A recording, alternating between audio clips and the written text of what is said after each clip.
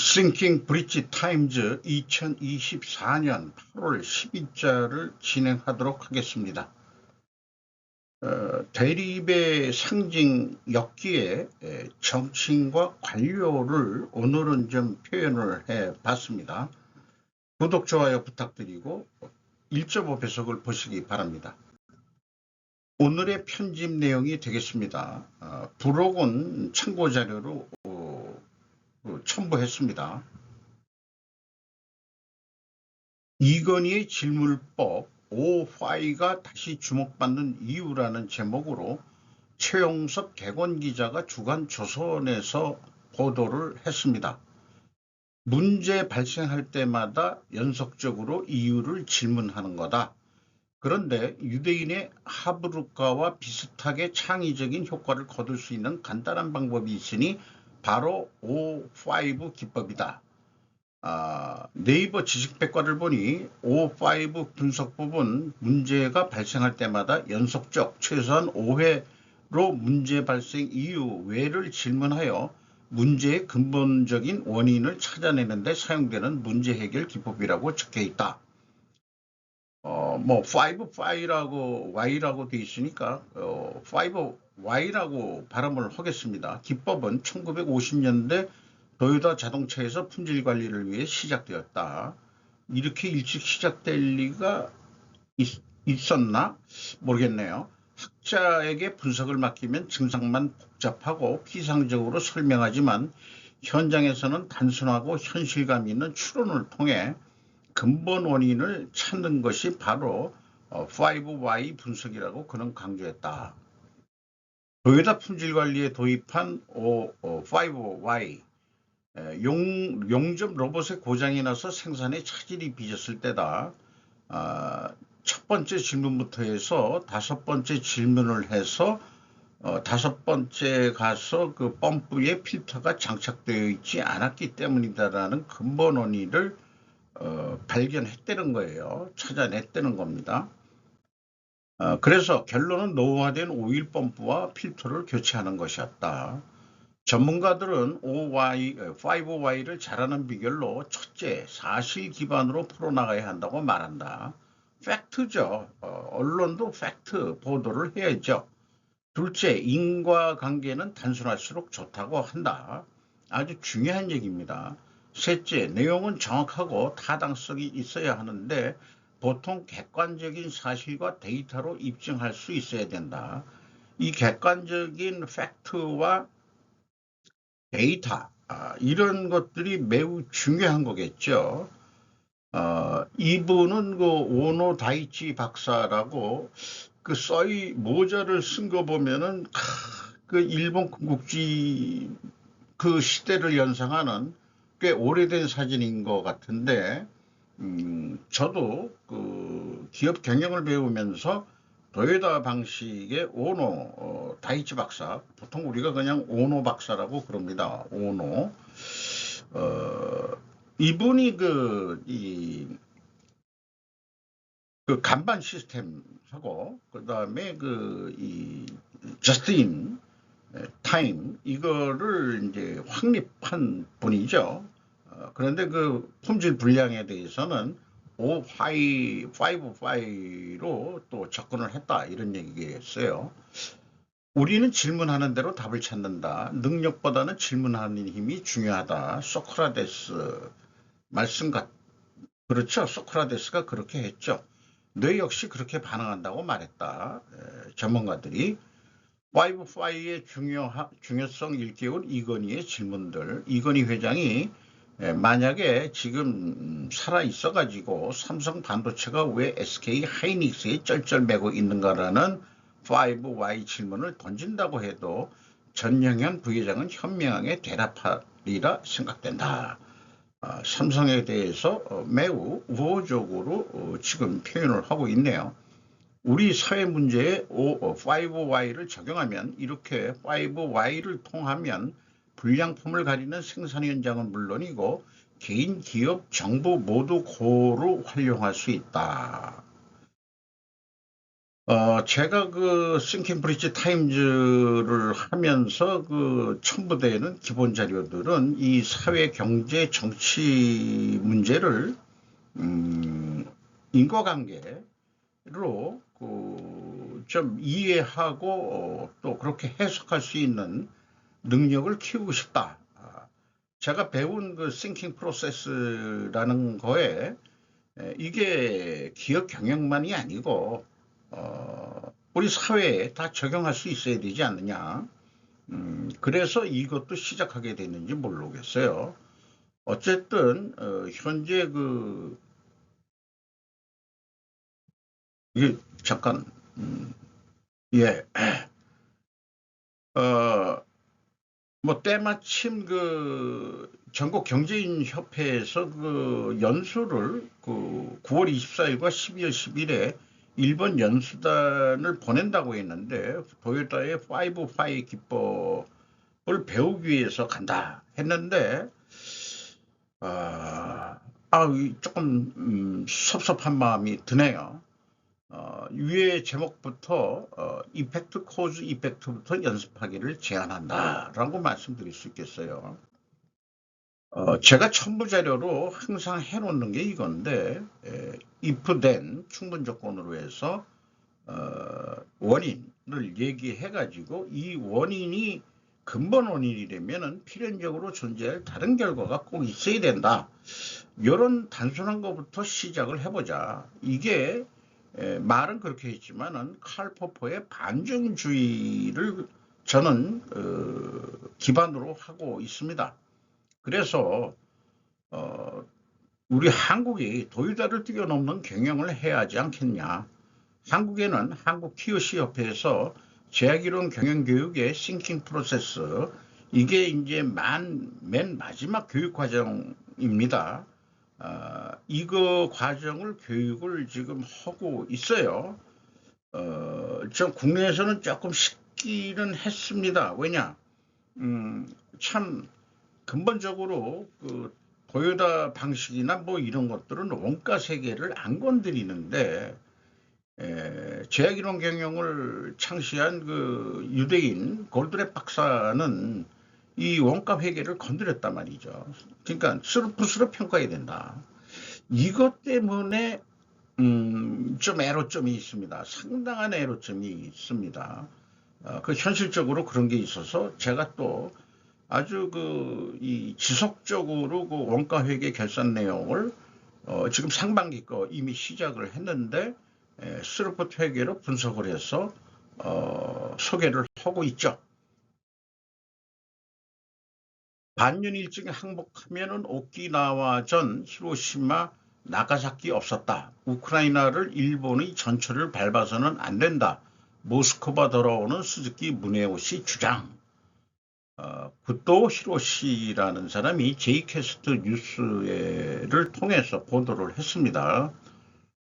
러시아에 의한 우크라이나 침공에 대해 하루도 빨리 정전에 가져가는 것이 일본의 역할이라며 일본도 기시다 총리도 강하게 리더십을 취해 주었으면 한다 등이라고 말했다.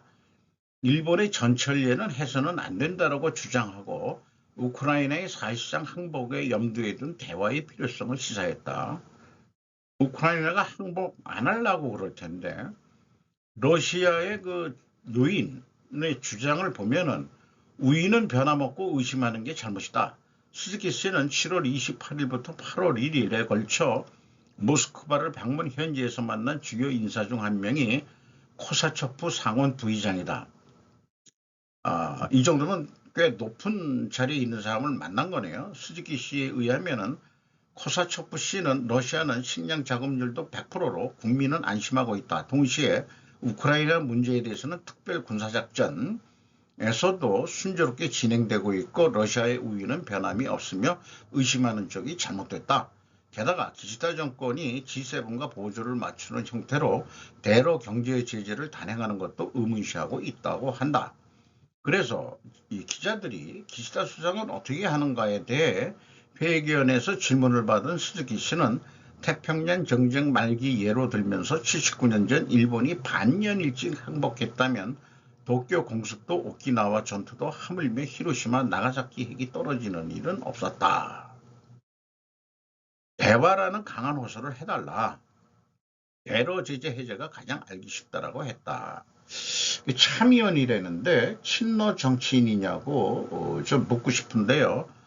어저께도 소개했지만은 피터 자이안이 우크라이나가 어떻게 반격할 것인지 매우 궁금하다 하는 유튜브를 올린 다음에 바로 국내 언론에서도 우크라이나가 러시아를 지금 공격하고 있다는 뉴스들이 터져 나오고 있죠. 잃어버린 30년의 원인은 대신 비칠 수 없는 정치 체제, 경제 대국에서 전락한 일본에서 정치인에게 요구되는 힘이란 하시모토 도루 현대 비즈니스를 통해서 보도를 했습니다. 7월 19 발매의 최신간 정권 변형론 고단샤 발간 흑선 없는 레이와 레이와는 이제 현재의 그걸 뭐라 그러죠?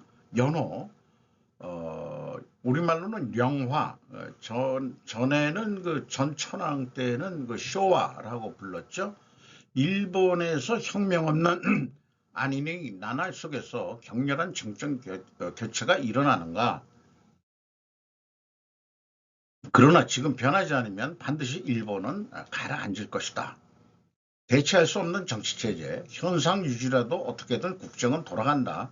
그 말이 바로 일본의 잃어버린 30년을 나타내고 물가도 오르지 않는 대신 임금도 오르지 않아 주춤했던 30년을 일본은 보냈다.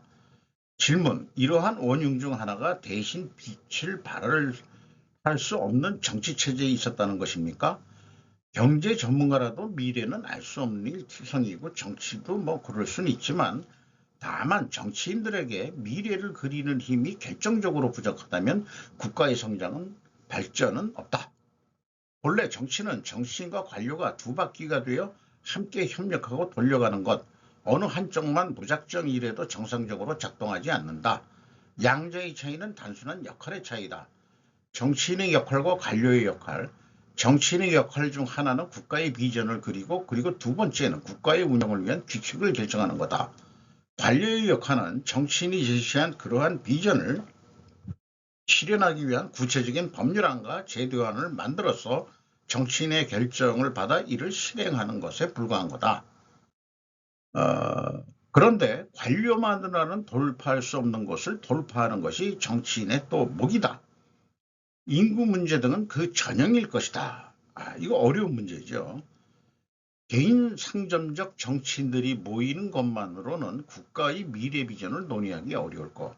자, 소선거가 제되면서 자기 지방을 대표하는 사람들이 꼭 우리 제가 사는 동네에서도 그 구 출신의 그 뭐가 예산 얼마를 확보했다는 등 이런 부분적인 얘기들만 되고 국가 전체적인 거에 대해서는 뭔가 그 보스가 하라는 대로 그냥 거수기 역할하는 애들뿐이 안 된 것 같아요. 국회의원 애들이. 국정에 필요한 고도의 지식을 섞으면서 건설적 논리적인 논의를 할 수 있는 능력이 필요하다 이런 얘기예요. 이런 사람을 우리가 뽑았냐? 그거 참 어려운 얘기입니다. 다시 한번 질문. 셀러리맨 정치인의 존재도 반드시 악은 아니라고 오히려 조직 운영에 적합한 정치인이 생겨날 여지가 있다는 건가요? 이것도 정치도 회사 조직과 같습니다. 강한 리더십을 발휘하는 우수한 사장이 있는 것처럼 그런 정치적인 리더가 있어야 된다. 일반적인 기업 운영에 있어서 필요한 것은 조직의 매니지먼트 능력이다. 꼭 전국무장과 같은 캐릭터의 강함은 없어도 부장, 과장, 부문 리더 등에게 조직으로서의 방향성을 제시하고 그들이 자신의 직무를 다할 수 있는 환경을 조성할 수 있는 리더, 그것이 기업을 제대로 움직여 간다는 것 아닐까요? 정치도 그렇게 왜 못하냐 그런 얘기가 되겠죠. 키워드는 조직화다 이렇게 이제 결론을 내고 있습니다.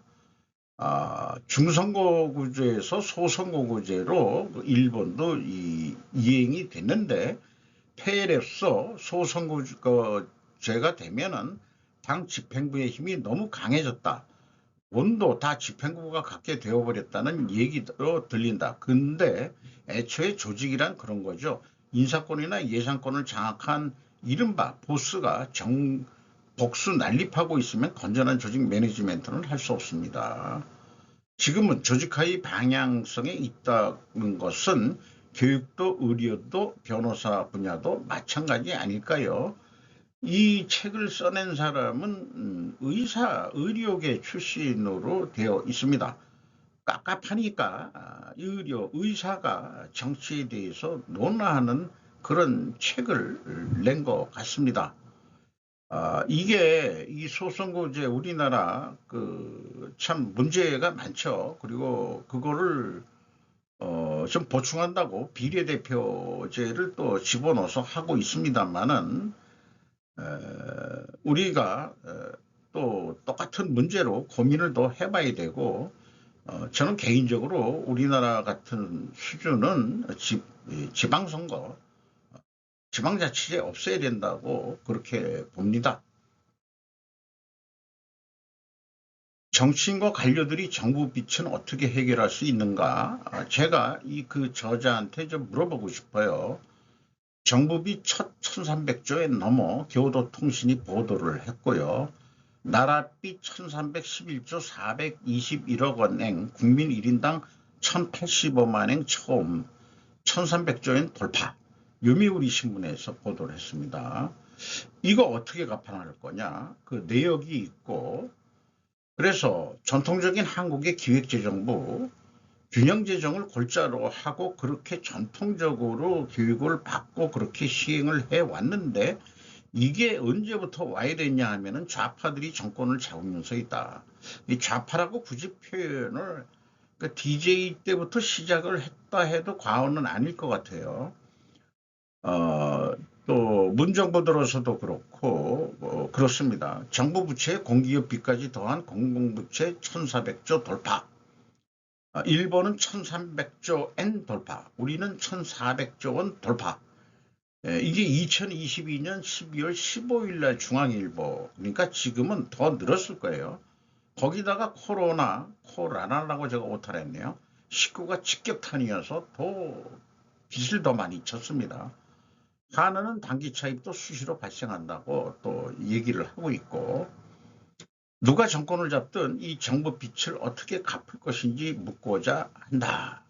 자, 정치인과 관료가 이 인구 문제하고 나라 빚하고 일본이나 우리나라나 당신네들 어떻게 할 건데 참 어떻게 풀어낼 정치인이 나올지 참 걱정스럽습니다.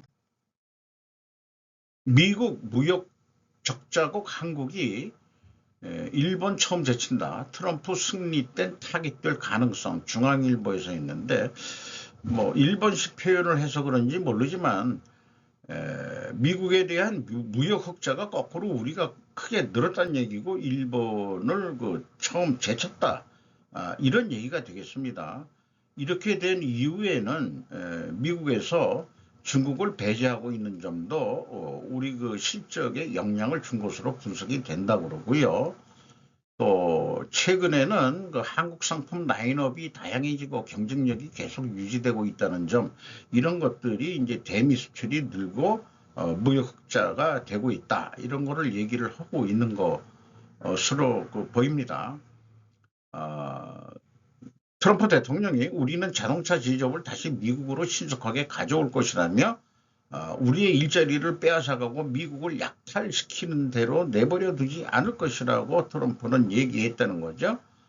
해리스가 되더라도 미국 퍼스트는 변하지 않을 거기 때문에 한국에 대한 불만이 어떻게 나올 가능성이 있다 이렇게 되는데 항상 얘기하지만은 정치란 게 협상인 거고 또 동맹까지 맺은 상태에서 그리고도 일본을 미국은 죽였지만은 기브앤테이크의 어떤 협상을 할 능력이 있는 정치 지도자가 나와야 되겠죠. 한국에 좌우파가 있다고 생각하는 사람들에게는 제목으로 목록 김정민과 곽지영 공식 채널 이렇게 그 표시하고 있습니다. 금요일 날 방송된 건데 저는 이 방송을 좀 볼 때마다 아까 그 맨 앞에 인과관계를 쭉 얘기했는데 과학의 발전 단계 2단계에서 상관관계 전문가들이 이거에 아주 능수능란한데 진행의 진수, 고수라고 할 수 있는 그런 방송이겠습니다. 서론을 그 조국 사모펀드하고 관련된 코링크 PE가 투자했던 포스링크 알고 보니 꿈들의 놀이터, 무너진 신화 파티게임즈 스타트업에서 상장 폐지까지에 대한 내용들을 얘기하고 조국 사모펀드와 태극기 부대가 한편이었다. 암호화폐 뭐 이런 등등 좌우파가 없다. 다 돈 때문에 하는 짓들이다. 에, 이렇게 얘기는 잘했어요. 잘했기 때문에 이게 근본 원인이다. 근본 원인에 의해서 지금 겉으로는 싸우는 척들하지만 이해관계 속에서는 배가 맞아가지고 붙어 지낸다 이게요. 그리고 자기네들이 뭐 뭐라고 표현하든 지금 건강보조식품이요 뭐 어쩌고저쩌고 하는데 결국은 북한산 마약 이거가 이 조선족 흑사회하고 그다음에 그 중국 삼합회를 통해서 국내에 들어와 가지고 판을 치고 있고 또한 그 마약 유통만이 아니고 비트코인이나 암호화폐 이런 것 등을 통해 가지고 돈 세탁을 한다. 이런 얘기들을 쭉그 얘기들을 했습니다. 클럽서 따라 놓은 술 마셨다가 마약의 늪에 빠진 사람들이라는 뉴스도 있었죠. 암호화폐에 관한 한 좌우가 다 한다. 이렇게 돼 있고 대북제재 코로나19로 돈줄 마른 김정은이 모네로 해킹으로 비자금 조성했다는 뉴스도 있었다고 그러네요. 엠번방 조주빈이 사용한 모네로는 김정은의 핵개발 자금 마련 통로를 했다. 최근에는 그 시세 조정 혐의 카카오 김범수 구속 기소 이게 하이브 뭐 저기 SM 엔터테인먼트 뭐 이런 거하고 관련해서 이렇게 된 거죠. 이런 것도 좀 연관해서 얘기를 하고 있고 이 연결고리를 그 상관관계로 너무 풀어나가니까 이제 머리가 좀 복잡하긴 해요. 한국이 마약 신흥시장으로 여겨져 마약과의 전쟁 시작해야 마약과의 전쟁 시작한 윤 대통령 조직 범죄 척결도 선포한다. 이게 대통령 초기 때 얘기했는데 이게 제대로 지금 진행이 되는지 잘 모르겠어요. 김어준이란 애가 경찰 때린 윤에 또 마약과의 전쟁 선포한다. 이 친구는 생김이 우선 저 같은 경우에는 마음에 안 들어요. 수염 기르고 머리는 무슨 저기 흑인 애들처럼 꼬실머리 해가지고 장발로 해가지고 하는데 3040 애들한테 꽤 인기가 있는 그런 친구로 알고 있습니다. 범죄 집단들이 프랜차이즈를 난립시켜 개인 소상공인들이 장사가 또 안 된다는 해석을 하고 있고요. 마지막으로 포털의 가짜뉴스 방치 책임 물어야 김장겸 전 MBC 사장 국민의힘 비례대표로 들어왔는데 네이버 유튜브 가짜뉴스 차단 의무화법 대표 발의를 했다. 이런 것들이 그 청소년들에게 부정적 영향을 끼치는 사례가 늘고 있고 청소년들에게 정치에 대한 인식을 양극단으로 몰고 가는 고착화 현상도 생기게 되는 거 아니냐. 국가의 분열을 부추기는 극단 유튜브 규제 시급하다. 좌우 논리로 슈퍼챗 수익을 올리려고 막말 욕설도 서슴지 않는다. 이러다 보니 유튜브가 선동과 혐오의 온상이 됐고 그에 비례해 계속 저질화됐다. 요거 들으니까 저도 가끔 가다가 욕이 나오는데 이거 좀 자제를 하긴 해야 되겠네요. 새끼를 자식이라고 좀 달리 표현하고 있는데 혹시 표현해야죠. 그런데 이제 그 욕설 어디까지 수위가 어느 정도냐 뭐 이런 게 좀 문제가 되겠죠. 중앙일보가 7월 18일에 발행한 뉴스를 인용을 했네요. 한동훈 제한 중국인 겨냥 특별권 상호주의 적용 민주당은 반대. 그러니까 국내에 영주권 받은 중국인들한테 왜 그 지방자치 선거권을 주느냐. 어? 상호주의에 의해서 해야 된다. 한동훈 반중정서 호소 이재명 중국에 손모으며 쉐쉐. 제주 출신 원희룡 의원이 그 세계 경제 포럼의 차세대 지도자로 40대 이거 옛날 얘기예요. 한국 7명 선정 정치인으로서는 유일했다.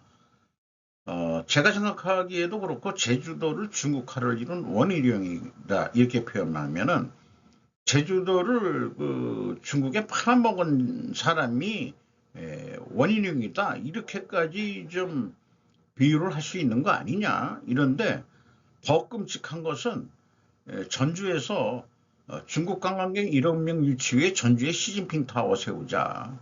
옛 대한방직 부지의 초고층 타워 건립 추진.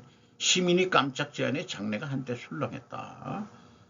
서울경제TV 2024년 8월 7일자를 인용을 했습니다. 윤상현이라는 사람도 이게 그 국민의힘 그 대표 출마를 했던 사람인데 싱하이밍 한국 정부 비난한 것 아냐. 한정관계 돌파고 열자. 자, 4명의 후보 중에서 3년놈이 전부 다 그 친중파예요. 반중파는 한동훈 한 사람뿐이 없습니다. 뭐 처가적이 뭐 친중이었다 뭐 이런 건데 과거는 나의 심여사의 그 옛날 과거를 묻지 마세요. 지금 현재 자기가 그 가는 노선을 확실히 하면 되는 거죠. 처가적이 뭐 그릇을 내는지 어떤 일인지 몰라도 그건 옛날 얘기고 그렇게 또 얘기를 하네요. 그래서 한중의원연맹 명단을 소개했는데 민주당이 59명, 국민의힘이 35명, 정의당이 3명, 시대전환 1명, 무소속 2명 이렇게 이제 되어 있습니다. 이 중국의 그 중국이 한국에 대한 어떤 그 전술 이런 그 작계라고 얘기를 할 수 있겠죠. 이런 게 엄청 뻗쳐 있다는 거를 우리가 두려워하고 경각심을 가져야 된다.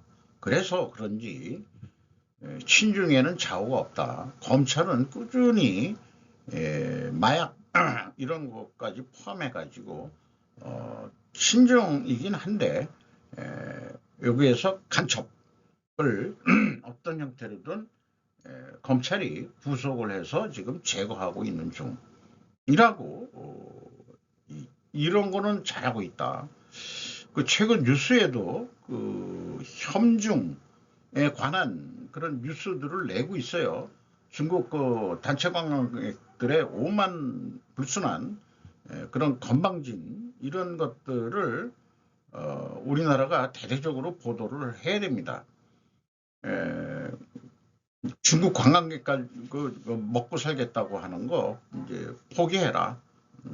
그리고 전에도 얘기했지만은 중국하고 무역 거래 크게 줄이더라도 허리 졸라매고 우리가 살아야 된다. 앞선 뉴스에도 그 대미 수출이 그 중국으로 이제 초과해서 다시 늘고 있다. 이런 것도 나왔죠. 그래서 뭐 무역 적자국, 상대적 무역 적자국에 대한 미국의 대응에 대해서도 좀 대비해야 된다. 뭐 이런 것까지 했는데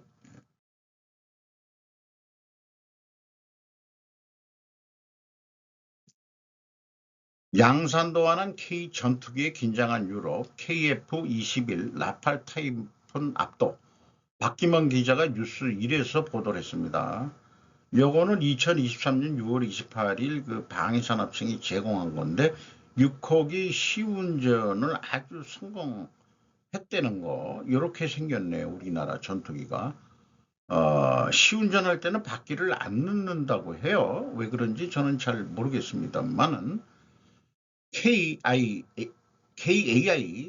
한국 항공우주죠. 초도 물량 20대 계약 맺고 양산 1호기 조립 시작했다.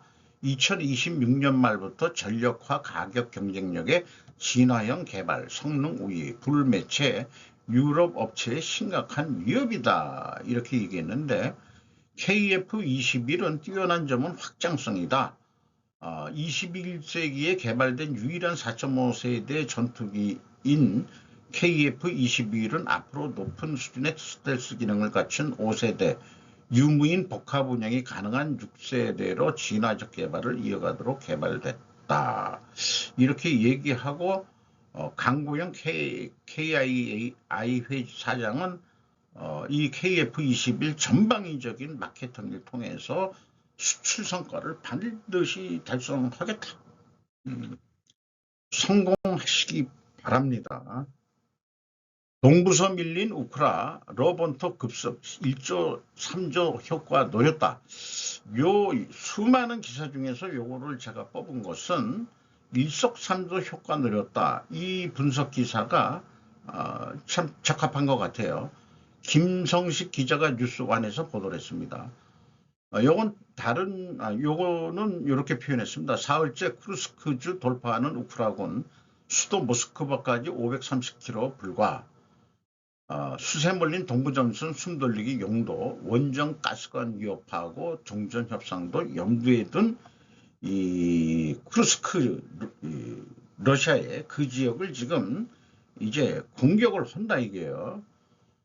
우크라이나군 공세 쿠르스크의 비상사태, 대규모 드론 공격도, 러본토 교전소 최대 10km 진격, 오히려 후퇴 반박, 뭐 이런 뉴스들이 있는데 관련 뉴스가 14개, 그 다음에 밑에 거는 28개.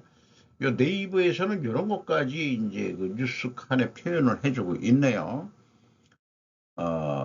침공을 막아냈는데 극급 패턴, 우크라이나군이 개전 2년 6개월 만에 처음으로 국경을 넘어 러시아 본토를 치자 수비 병력도 부족한 상황에서 도대체 무슨 이유로 진격을 감행했는지 해석이 분분하다 했는데, 이 우크라이나 관료는 왜 러시아는 침공해도 되고 우리는 안 되냐, 우리는 전쟁 중이다, 이런 표현을 하면서 뭐 여러 가지 얘기를 했지만은 일석삼조 효과 노린 것은 맞고, 참 그래서 피터 자이안이 이런 사건이 일어나기 전에 예측을 했다는 게, 제가 또 그 방송을 보고서 자관 미국의 전투기 아니더라도 그게 결국 미국 거죠. F-16 덴마크하고 그 어디 거죠? 그거 바꾸서 공중에 떠가지고 멀리 있는 그 저기 러시아한테까지 날아갈 수 있으니까 나토하고 협의한 것은 비행 전투기를 주긴 주는데 러시아를 넘어가서는 이 세계대전이 일어날 확률이 있으니까 방어 넘어가지 말고 활용을 해라. 이런 그 약속이 있다며요. 그러니까 드론은 아닌 모양이에요. 드론 공격까지 해서 어저께도 방송했지만은 우크라이나 러시아 전쟁은 재래 무기와 신식 무기, 새로 신무기의 시험장이 되고 있는 그런 거를 총합해 영합해가지고 이 미사일 방어 체제 뭐 이런 거에서 육해공이 복합된 그런 해군 쪽은 모르겠지만은 공중전하고 지상전하고 어떻게 그 합동으로 되는 그런 전쟁의 양상, 공격할 때나 방어할 때나 이런 것으로 되는 것 같습니다. 그래서 요거는 그동안에 한 며칠 방송했던 거를 피터 자이안의 이 자료를 브로그로 남기는 거로 오늘 하겠습니다. 이상 마치도록 하겠습니다.